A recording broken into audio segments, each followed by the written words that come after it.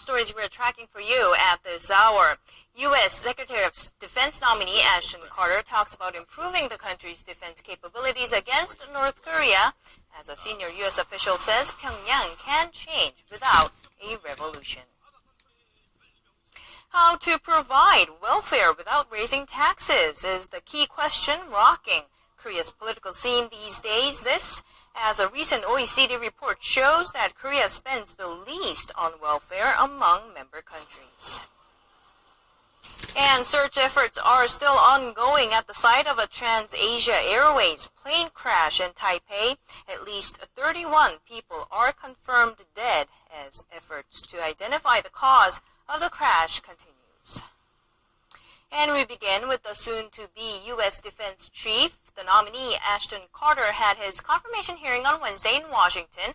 When asked about threats from North Korea, he vowed to use all necessary means to defend the U.S. He also talked about the escalation in Ukraine. Connie Lee has the details. U.S. Defense Secretary nominee Ashton Carter has vowed to use a full range of capabilities to protect the U.S. against North Korea. This includes deploying more ground-based missile interceptors in California and Alaska, regions that could be reached by North Korea's ballistic missiles.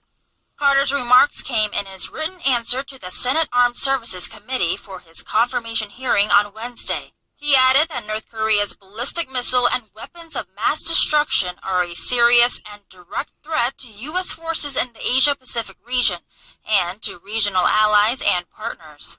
And to further protect against and respond to threats from Pyongyang, Carter said he will build up missile defense capabilities and strengthen relations with South Korea.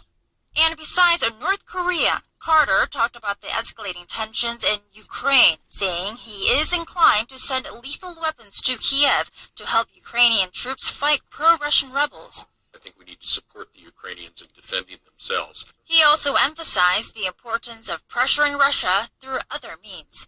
The economic and political pressure on Russia has to remain the main center of gravity of our effort at pushing back. And the Europeans are critical to that. So European solidarity and NATO solidarity are critical in this regard. Connie Lee, Arirang News. Now, contrary to North Korea's recent statement that it will no longer talk with the U.S., Washington says the door to dialogue is still open. A senior U.S. official also says the regime can change not through a drastic revolution, but through peaceful means. For this report, here's Arirang News, Hwang Sung-hee. North Korea's transformation does not necessarily have to come through a regime change. That's according to U.S. Assistant Secretary of State Daniel Russell at a press conference in Washington on Wednesday. Referring to the transformation in Myanmar's economy, Russell said the opportunities that have opened and the scope of international cooperation has not come at the cost of a revolution. President Obama's remark in a YouTube interview last month fueled speculation that Washington is seeking a regime change in Pyongyang. And it is very hard to sustain that kind of brutal authoritarian regime in this modern world. Over time, you will see a regime like this collapse. Russell said he does not take seriously North Korea's latest declaration that it will no longer talk with the U.S. The North has often opted in and out of dialogue, making it difficult to take any single pronouncement as the last word. Russell reiterated that Washington is willing to hold talks with Pyongyang, but only when the regime is ready to demonstrate its sincerity towards denuclearization.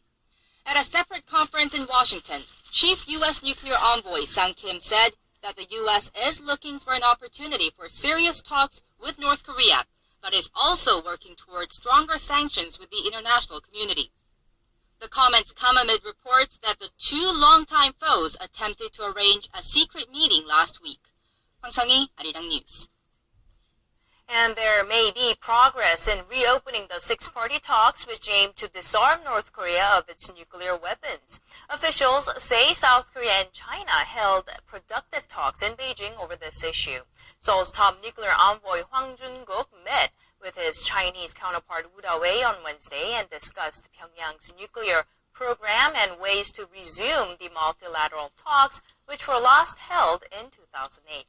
The South Korean embassy in China said the two sides also exchanged views on Pyongyang's relationship with its neighbors and its worsening relations with the U.S. And now on to the latest on the TransAsia Airways plane crash. Recovery efforts are underway a day after a passenger jet crash landed into a river in Taipei. The death toll is climbing. As of now, it stands at 31. A dozen people are still missing. Kana Kim has the latest. Recovery operations are in full swing at the site of the TransAsia. It stands at 31. A dozen people are